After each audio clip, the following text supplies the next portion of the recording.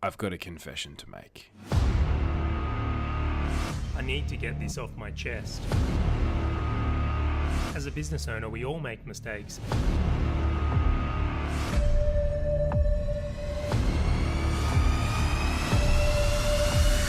I've got to confess.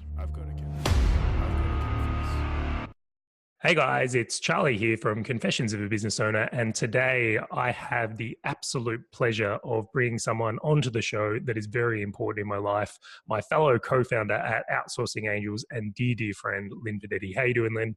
I'm good, thank you. It's so good to be here. I've seen your show, I loved it, and now I get to be the guest. I'm excited. It has taken us too long to get you on the show. It's I won't lie, I've been putting little hints out there for a while, and I'm really happy we've been able to make this happen because I think you're such a clever person, and some perspectives you bring to this world will be just so important. I hope so. Thank you. Yeah, I look forward to sharing some things that I know today. Excellent. I think you're going to drop some bombs, in all honesty. So before we get into that, though, there's going to be a lot of people that don't know about Outsourcing Angel or what it is. So did you want to describe that for us? Yes, so Outsourcing Angel is for small business owners who don't have enough time to do their marketing, admin work. And so we're there to help them save time, save money by outsourcing to virtual assistants, mainly from the Philippines. And we help them, save time in recruiting, giving them the best VA, and really help to facilitate the relationship so that they will have the best, A players in their company. And I'll tell you what, I'll vouch for that because I just got another VA from our own company. Of course we would. How would I not if I've got a company there? And I'm once again impressed with the work we do. I've got an absolute gun come from the Philippines, Jade. So making outsourcing easy is, I think, the best way to describe that. And we really do. Yeah, I get really excited because it's almost like you're matching two lovers together. When you match them two and they're in love with each other, it's the biggest excitement we get at OA. We're like, yay, they're in love. That's the stage I'm in now. That's absolutely the stage, and I've got that with Judy as well, which has been cool. But that is a really good way to describe it. Mm-hmm. So today we are getting into something which I think is very interesting. Now, I think you're actually the only guest I've ever had that emailed me through 2 topics and outlines before I'd even sent them anything. Really? I'm just super organized, aren't I? It says a lot about your organizational skills. Now, one of the topics which we're going to be going through today is 5 things you wish you knew earlier. And I had a read through these, and I think they're such fantastic points. So what I'd love to do right now is we're going to dissect these one by one. Mm-hmm. And I think a lot of people will get some value about understanding that perspective. So let's lead away. Let's go with number 1. Okay. So my number 1 rule for myself, if I ever start any business or give advice to anybody, is really about choosing a niche. Because, from my experience at the beginning, I started a digital agency that was, marketing service to anybody, everybody, I don't know, anyone could buy me. And I was just saying yes to every service, website designs, SEO. And it just didn't give me enough time to focus my craft onto the one thing that's going to solve the problem. And so after years of doing it and really struggling in that business, now I know that you really need to find the problem first. What is the problem that the market's having? Then try to solve that particular problem, but do it really well and different to others that people will come to you for it. So nowadays, Monkey Video Production that I have as another business is animation company. Outsourcing Angel is a dedicated VA service. When we try to venture out into other packages and things, it just doesn't do well. And when you have one niche, you just have so much time to really do it well, refine the process every day and market it so much better. So when you have more time to focus on one niche, it just succeeds much more. I agree so much. And obviously because we share a business, it's one of those things where I've seen this as well and I can see it, especially with Outsourcing Angel, is like when we had other services, it was so much more complex. It was so much harder to scale. And since we've focused in and niched and solved a particular problem, I know. I think my hairline's coming back. Okay. Yeah, at the time, most people, what happened is when you're starting a business is you're trying to make money as much as you can. So you're saying yes to every client. I remember going, hey, there are people that can't afford the ongoing VAs, let's just do prepaid, make it easy for them. And so we were busy trying to create a service just to cater to this minority or the people that we shouldn't really target in the first place. And then we just spent so much time creating processes and things that, we end up getting burnt out. We weren't doing good at it. We were neglecting the service that we're doing well, that was more profitable or easier to do. So that's my biggest thing now. It's like focus on a niche, then do that really, really well. That's a brilliant point you've mentioned there, is since doing that, how much stronger we execute the one thing. Like our delivery has gone from let's say gone to like 9 or 10. Like we actually are so much better at doing the thing because of the focus. That's a really great point. Yep. Excellent. So let's lead into the next one then, number 2. Yes. My number 2 is, for many years, I was stressed out trying to get the next client because I was selling a fixed price service, something that you need. I give you a quote and then you pay for it. We deliver the project and then, you're gone and I don't know what else to do. I'm out there looking for more services or more people to sell the service to. So nowadays, it's all about recurring. It's really about setting up your business in a way that brings the clients back again and again and again. So with Outsourcing Angel, it is a monthly service. So, we know that once we do all the hard work, we spend so much time in marketing, so much time in sales, and it will be so sad to not see them again next month, and so putting all that hard work and knowing that we can create a service that they need us ongoing, then, that's the best way. As a business owner, you get to sort of, relax and knowing that, your clients are continuing to pay you and you could spend time just growing the business. Another just brilliant thing. Again, I agree with this one. I am biased, but I don't think I would ever start a business that wasn't recurring revenue again. Would you? No way. Because it's so hard. It's stressful. And, that's the thing. That's why you need to really think of the problem, niching it, and then so that you could customize a package that they'll come back for it because it's going to solve their ongoing need. I think there's another really good point in there about the idea of that you always need to be selling when you have a one-time product. Yes. And that can just be exhausting. That's right. It's exactly right. So I remember going out networking, just running out of ideas of how to get new clients. And, it was a blessing that I met you and you're the lead generation guy. And, we started to do Outsourcing Angel together and I no longer had to worry about lead gen anymore. So that was the best too. Absolutely. And I think we'll probably even do a whole dedicated episode to the story of Outsourcing Angel at some point as well, because I think that almost ties in directly with your point 3. Yes, that's right. I wish I did this earlier. So, for many years in the beginning, as a business owner, you had to wear so many hats. So I was the lead generation girl, going out there networking. Then when I come back, I was a project manager trying to, manage the project, getting the staff to deliver the services. I was wearing every single hat. But one thing I did know that I didn't enjoy was like marketing. I was really good at team building, fulfilling orders, very organized, back end stuff I was really good at. I could sell because I have to, but I just hated it. And so, I remember I had to force myself to learn Facebook marketing. And so I went to do a course only to go, I just can't deal with this. And then that's when I met you and you love lead gen. And then I was like, why don't we partner together and do something together where you love this part, I love that part, and we could do stuff together. And ever since then, with that success, I'm just duplicating this again and again, as in if there's a division or a department in our area that we know that we need someone really strong in, instead of, trying to do it yourself or even, nowadays I even prefer finding partners rather than hiring a full-time person, because when you're finding contractors, I wouldn't say contractor, they're more partners, someone who's entrepreneurial, who wants to, grow and love the challenge of a business, they're going to be so much more ambitious and they're going to take on that role as a partner and they're going to do that really well. An example recently is we found a partner in our sales department. We now have a sales partner who is, really handling sales so well. He takes the sales part like his own business. And so now we've got the lead gen taken care of, the sales taken care of. You've got me as a partner in the whole production. So partnering with someone and partnering the areas that you're not good at is, one of the key to our success lately, or my success lately.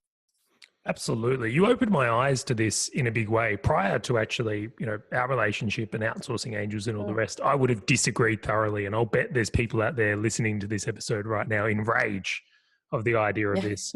But it makes business so much more fun. Like business is a team sport. Yes. It's so much easier. I mean, like, because I get to focus on my department, my craft, I get to do it so much more better because I have more time. I'm more passionate, and leaving you to do your particular part so well because you just have to do that every day. But if you had to do other things, you won't enjoy it either. So we basically get to play a game of Monopoly together and picking our player, our part, and choosing the best strength that we're good at. And then just, it's fun. It makes business so much more fun. Absolutely. I agree with that. And one of the points specifically is that I honestly believe Outsourcing Angel has a world-class culture. It is unbelievable how that team has come together. Like I would pretty much, you could change sports. You could take all these people in this culture and we could do something different. And I bet we'd do well just because of how strong the team is. Yes. I couldn't have done it at your level, and would never have achieved the same synergy that you did. Don't get me wrong, I'm not terrible, but it just goes to show that leverage point has allowed me to get a world-class culture out of Outsourcing Angel by allowing you to shine in the areas you're good at. So I really want to encourage people is like, business is a team sport. Get other people involved, leverage what you are good at, and get in what you're not good at. So such a good point there, Lynn. Yeah. I remember what you said about I'd rather make $1 doing nothing than making $100 doing everything. And so, I agree with that quote. And I'd rather do nothing and just make a little bit of everything. Yeah. Yeah, well, that's absolutely my mantra. And just for some context around that, I put a card up or a quote or whatever you want to call it, saying that I would rather make $1 and do nothing than make $100 and have to do everything. And I was referring to the idea that in business, a lot of people sell things that only they can deliver rather than what their team can deliver. And it's like, good revenue in a business is when we sell things that the team can deliver, or I don't have to do, I should say. Yes, that's right. Bad revenue is when I take on those projects where I have to do everything. And exactly. I don't do that at all anymore. Yeah, and nowadays we could legitimately say we can travel and do anything, and the business is still running without us. So that's so much more happier than doing everything yourself and making more money. Yeah. It's an interesting concept, and we're going to dig into that a little bit more in our next point, which is point 4. So take me through what you wish you knew.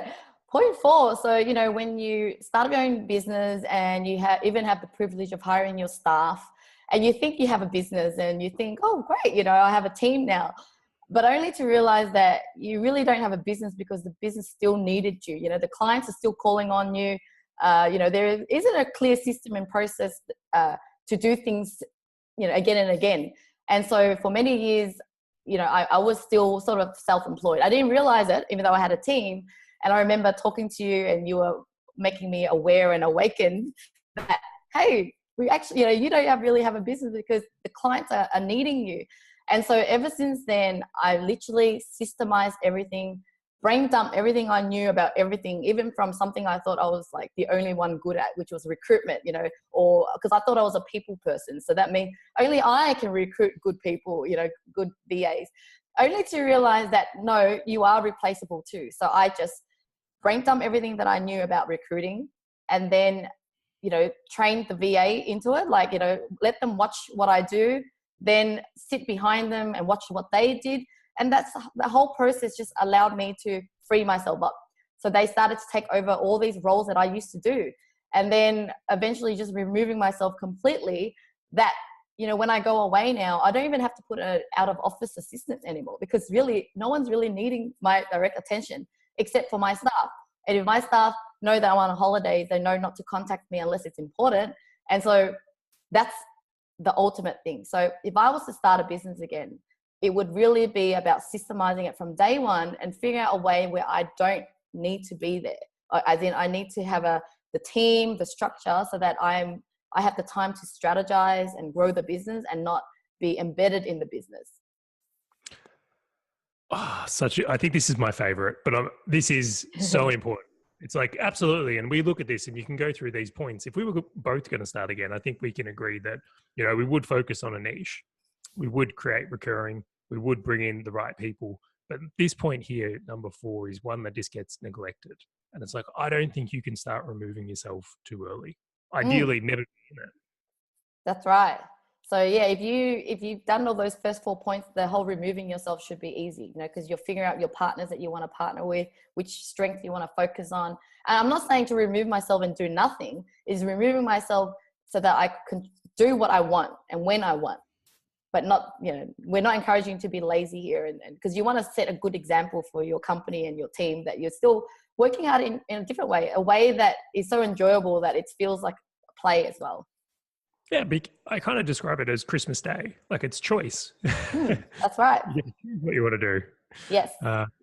Which makes it all the more excellent. And, absolutely, so many entrepreneurs don't get to take time off because they're just in it so hard. And when they stop, so does the business.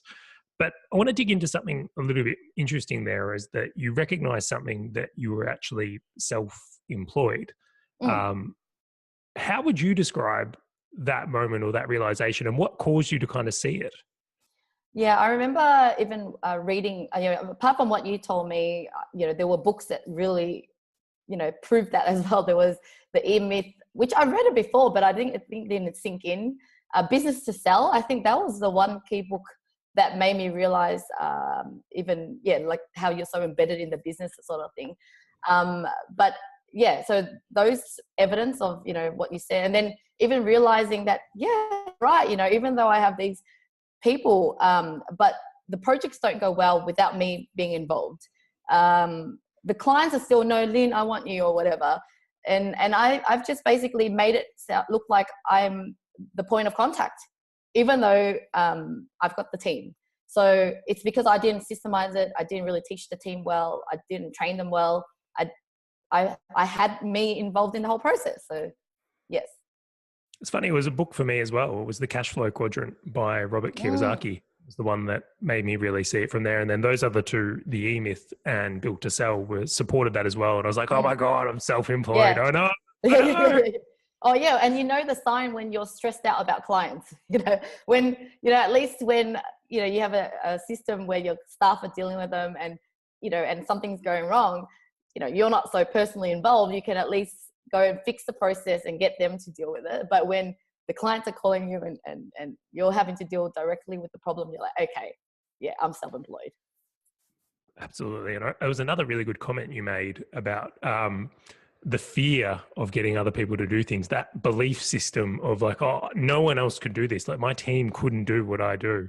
Yeah. Like, I think everyone has that. I certainly do it anyway. But the thing is, I didn't even know I had that problem, because I remember I have an outsourcing company. I always knew how to hire people and I delegate a lot of things, but still, I was still holding on some beliefs that I didn't even know, so I was still holding on to certain jobs, even some invoicing and accounting. Cause I'm like, what if people miss my money? They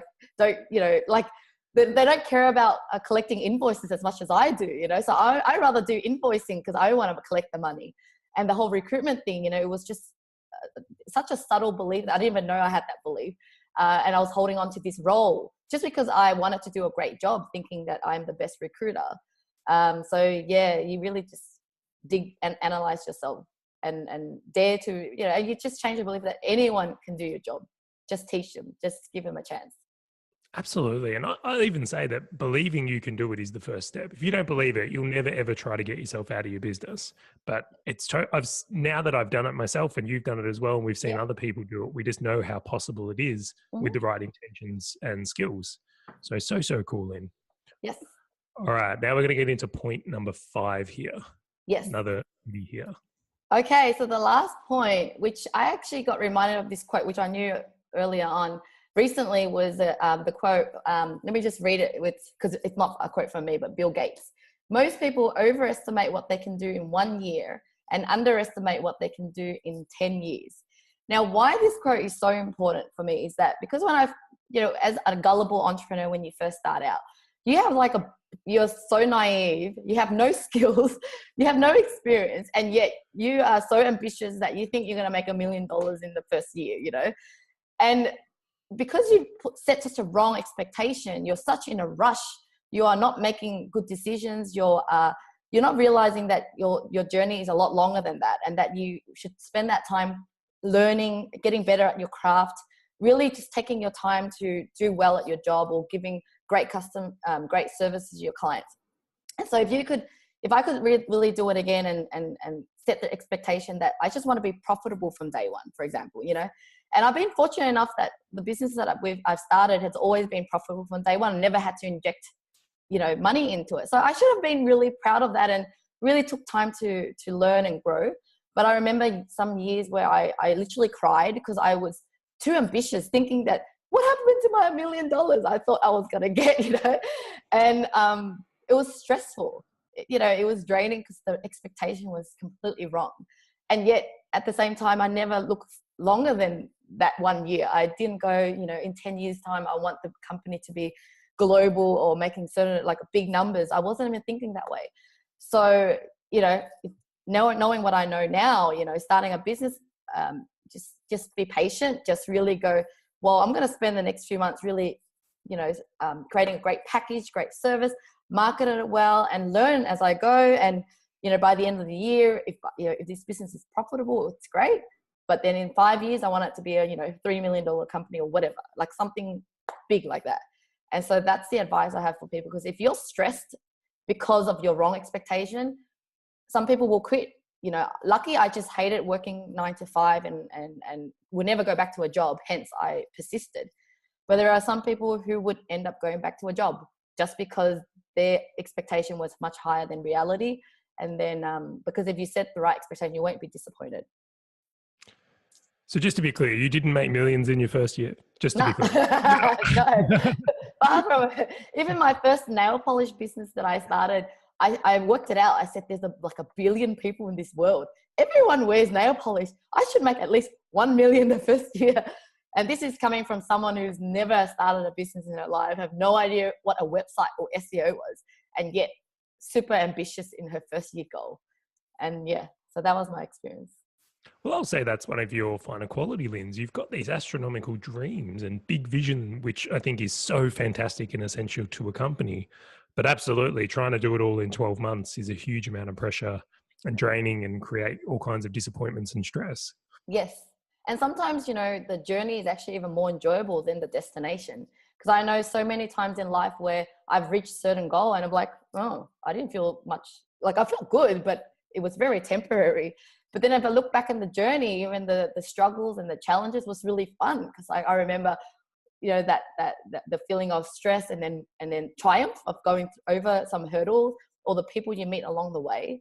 The journey itself was just so much more enjoyable, where you want to wake up for it, but sometimes reaching the destination is not as good as you think it is, because you're on to the next journey, right? So that's why Absolutely. I really enjoy the journey. I think that's my tip. I look back on Outsourcing Angel, and hindsight's always a funny thing, isn't it? But it's like when we started Outsourcing Angel, I'll admit it, I was feeling stress and pressure. A part of me wishes I could go back and enjoy the birthing moments more, the early days more, because it's like, it's something that's very special in an entrepreneur's life, is the first year of a company. Yeah. And to spend it rest is a horrible way to spend it. It's easy to say it now, but I agree. I'm the same. We're so ambitious. We're so like, let's get there earlier, get there fast. But now from our experience, we want to tell other people that out of all our experiences, the journey was so fun, even the bad stuff, because when you survive it, you're like, oh my God, we are so powerful. We are we're like a strong team. And if it wasn't for those struggles, we wouldn't know how good we are, or the tests, that we went through.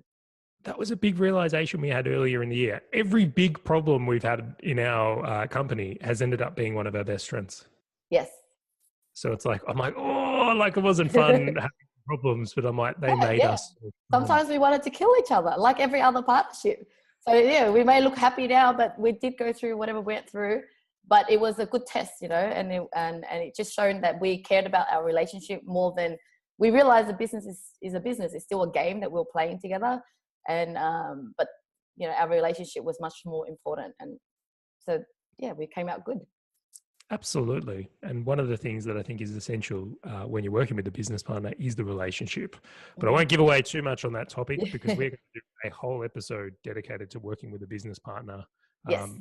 It's something we've navigated really, really well, particularly in the last 12 months. Yes. So what I want to do, guys, is that where's the best place people can find out more about you, Lynn? Is it just to send them to Outsourcing Angel's website? Though I feel like maybe your Instagram. Yeah, I think my Instagram is the place to be now. I never used to love writing, but I find it really easy to write stuff on Instagram because you can be a bit more casual and it doesn't have to sound like an article. So I am sharing so much tips on parenthood, family, love, business, fitness. Yeah, I can't remember if I've said that already, but yeah, a lot of different things that mean a lot to me because I think looking back now, you know, you need to have success in every aspect of your life. There's no point in being successful in business and yet you have to sorry for swearing, you know, love life, or you're neglecting your kids, or you're not happy in other ways. So that's why my goal is to share wisdom around different areas in life, not just business. So go to Instagram. It's dash Linpod, LINHPOD, Linpod, and you can see all my life stories there. Absolutely. Check that one out, guys. We'll have links around this episode wherever you are viewing it. But I'd put it out there. It's one of the best Instagram feeds I follow for sure. I rather love the entertaining posts and perspective and wisdom you do share. So it's quite good, Lynn. Yeah, thank you. Thank you, Charlie. So that's it for this episode, guys. This has been Confessions of a Business Owner with Lynn Podetti. 5 things I wish I knew earlier. Thank you so much for being on the show, Lynn. You're welcome. Thanks, guys. Bye.